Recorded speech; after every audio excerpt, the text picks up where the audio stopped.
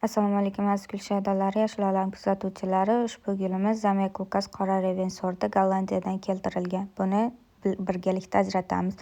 Zamyakulkas guli kartoshkali bo'ladi. O'zida suv saqlaydi. Shuning uchun yoz kunlari bir oyda 2 marta, qish kunlari bir oyda 1 marta suv bersangiz yetadi.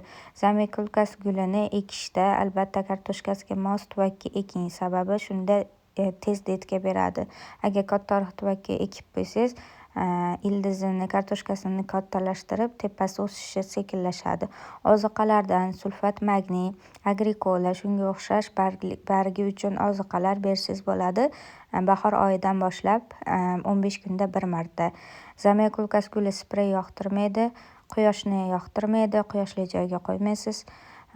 Albatta zamyakulkas guliga ozuqa bersangiz, shunda chiroyli bo'lib o'sishni boshlaydi.